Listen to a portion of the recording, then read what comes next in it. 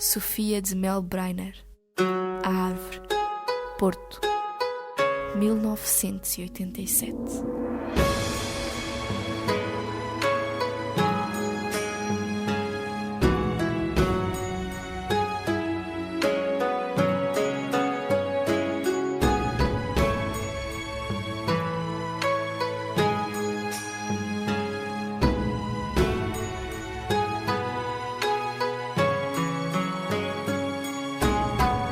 Era uma vez, em tempos muito antigos, no arquipélago do Japão, uma árvore enorme que crescia numa ilha muito pequenina. Os japoneses têm um grande amor e um grande respeito pela natureza e tratam todas as árvores, flores, arbustos e musgos com o maior cuidado e um constante carinho. Assim, o povo dessa ilha sentia-se feliz e orgulhoso por possuir uma árvore tão grande e tão bela. É que em nenhuma outra ilha do Japão, nem nas maiores, existia outra árvore igual. Até os viajantes que por ali passavam diziam que mesmo na Coreia e na China nunca tinham visto uma árvore tão alta, com uma copa tão frondosa e bem formada. E, nas tardes de verão, as pessoas vinham sentar-se debaixo da larga sombra e admiravam a grossura rugosa e bela do tronco. Maravilhavam-se com a leve frescura da sombra, o suspirar da brisa entre as folhagens perfumadas. Assim foi durante várias gerações. Mas com o passar do tempo, surgiu um problema terrível. E por mais que todos meditassem e discutissem, ninguém era capaz de arranjar uma boa solução. Porque ao longo dos anos, a árvore tinha crescido tanto, os seus ramos tinham-se tornado tão compridos, a sua folhagem tão espessa e a sua copa tão larga, que durante o dia metade da ilha ficava sempre à sombra, de maneira que metade das casas, das ruas, das hortas e dos jardins nunca apanhavam sol. E na metade ensobrada, as casas estavam a ficar úmidas. As ruas tinham-se tornado tristes e as hortas já não davam legumes. Os jardins já não davam flor. E a gente que ali morava andava sempre pálida e constipada. E à medida que a sombra da árvore crescia também a perturbação. As pessoas gemiam. Que havemos de fazer? Que havemos de fazer? Até que foi decidida a população reunir-se toda em conselho para examinar bem o problema e decidir o remédio que lhe devia dar. Discutiram durante muitos dias e depois de todos terem falado, chegou-se à triste conclusão de que era preciso cortar a árvore.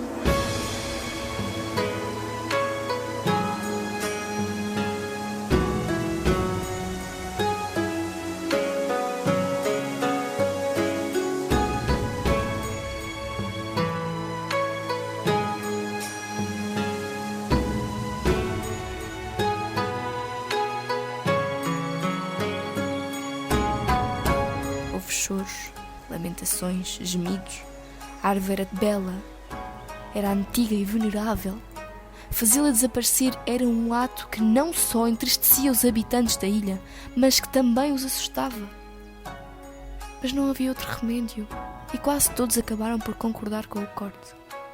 No lugar onde antes ela se erguia, plantaram um pequeno bosque de cerejas, pois as cerejas nunca crescem muito.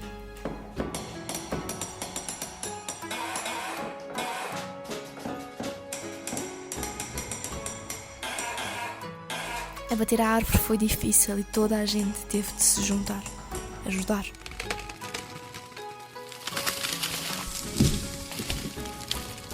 Mas, depois de cortada, ela ocupava tanto espaço que a ilha ficou quase sem lugar para mais nada. Por isso começaram a desfazê-la. Primeiro cortaram os ramos e as pernadas e a sua madeira foi distribuída entre todos, para que cada um pudesse fabricar alguma coisa que lhe lembrasse a árvore tão amada. Alguns fabricaram pequenas mesas, outros varandas para as suas casas, outros caixilhos para os biombos, outros caixas, tabuleiros, tigelas, colheres, pentes e ganchos para as mulheres espetarem no cabelo. No fim ficou só o enorme e grosso tronco nu, deitado através da ilha.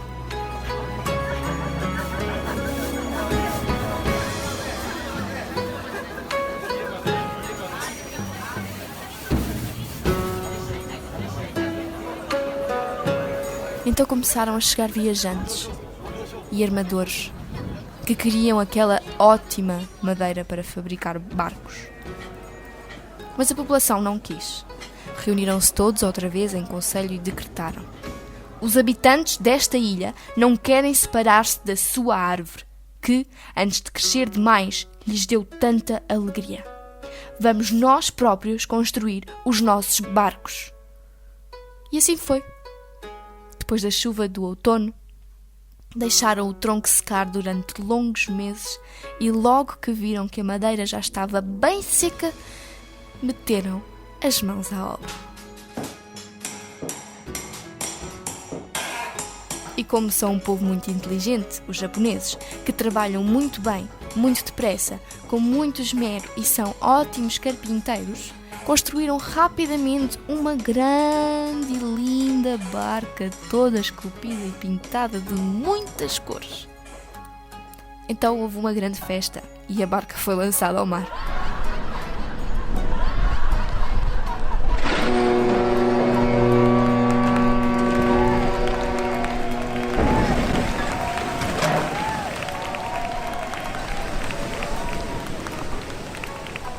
À noite, houve fogo de vista em todas as ruas e praças que acenderam balões de papel, azuis, amarelos e vermelhos.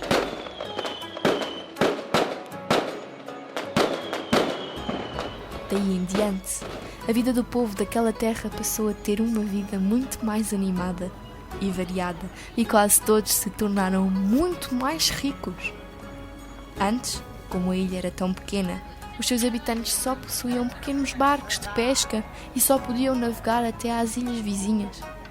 Quando alguém precisava de ir mais longe, tinha que arranjar um lugar em certos barcos, maiores de vez em quando, que passavam por ali.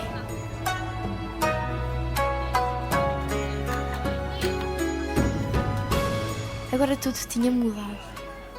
Agora, graças à grande barca, navegavam constantemente de ilha em ilha, davam grandes passeios pelo mar e faziam ótimos negócios. Às vezes, nas noites mais calmas de verão ou de outono, grupos de pessoas embarcavam e iam até ao largo ver a lua cheia sobre o mar. Ou então rondavam a ilha junto à costa, até ao extremo sul, para irem ali admirar os recortes negros dos rochedos sobre a claridade clara e azulada do luar. Depois, no inverno seguinte, comentavam estes passeios, compravam tudo o que tinham visto, discutiam qual fora a mais bela noite e a mais bela paisagem.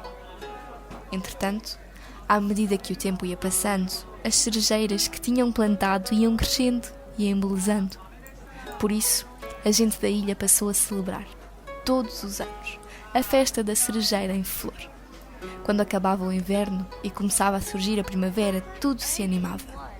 Os pedreiros, os tanoeiros e os carpinteiros vinham trabalhar para o ar livre e riam e cantavam enquanto esculpiam, serravam, martelavam.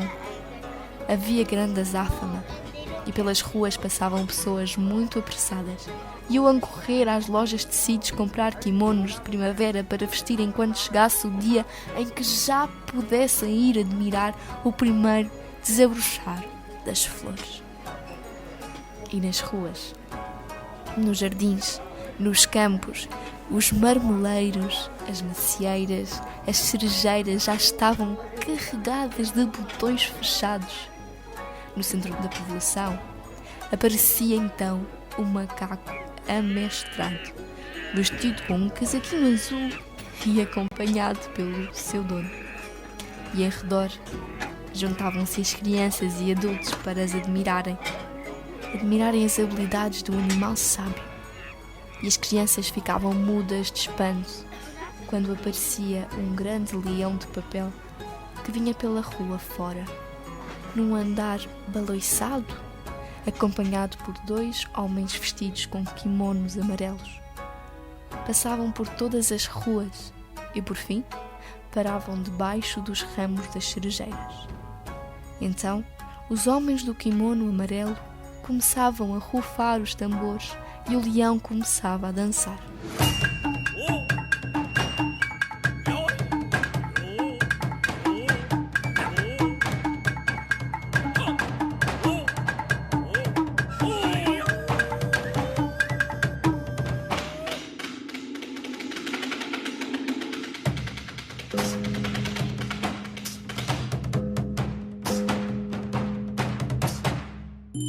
E um dos homens cantava: já dança o leão, debaixo da cerejeira, ao som dos tambores, o seu bailar faz abrir mais depressa as flores.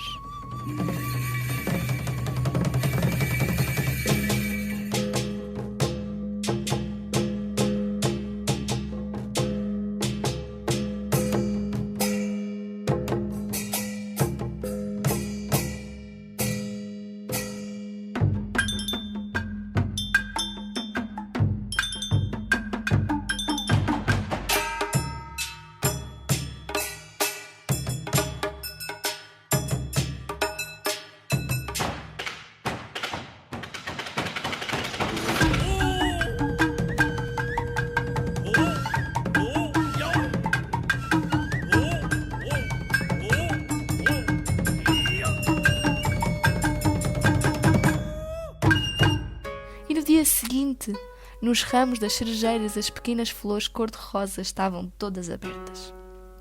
Assim, durante muitos anos, a vida naquela ilha correu com muita alegria e animação.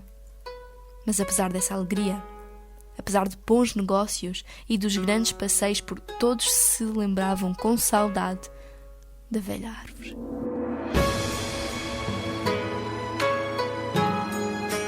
Como era alta e bela, diziam, com a sua sombra perfumada. Como era doce e leve o sussurrar da brisa nas suas folhas. Como a sua copa era redonda e bem formada. Como as suas folhas eram verdes e bem desenhadas. Como era tão suave a frescura debaixo dos seus ramos nas manhãs de verão. E assim, entre palavras e pensamentos, a árvore nunca era esquecida. E os anos foram passando, até que os marinheiros e os calafates descobriram que estava a acontecer uma grande desgraça. A madeira da quilha da grande barca tinha começado a apodrecer.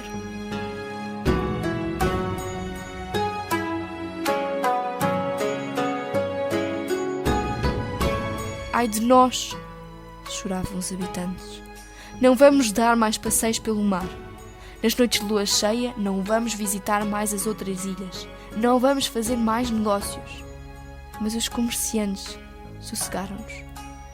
Durante estes anos, disseram eles, graças à nossa grande barca, andámos a navegar de ilha em ilha, de porto em porto, a comprar e a vender. E fizemos negócios tão bons que juntamos muito dinheiro. Por isso, como aqui não há outra árvore enorme, e as árvores que agora temos fazem muita falta, se forem cortadas, estamos dispostos a ir às outras ilhas comprar boa madeira e todos juntos podemos construir outra grande barca. A população aplaudiu o discurso e concordou com o projeto. E daí a poucos meses a barca nova ficou pronta e logo a puseram a flutuar. Então a barca velha foi arrastada para a praia. O povo cercou-a, em silêncio, com grande tristeza, e os carpinteiros e os calafates examinaram-na, tábua por tábua.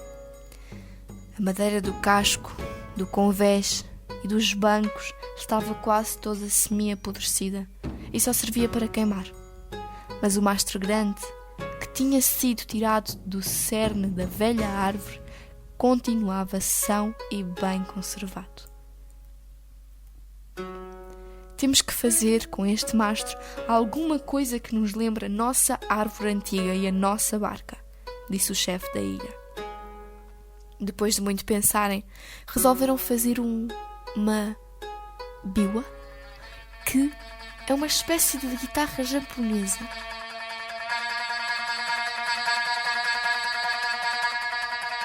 Quando a obra ficou pronta, a população reuniu-se na praça principal e sentaram-se em silêncio em redor do melhor músico da ilha para ouvir o som da biwa. Mas, mal os dedos do músico fizeram soar as cordas, de dentro da biwa ergueu-se uma voz que cantou.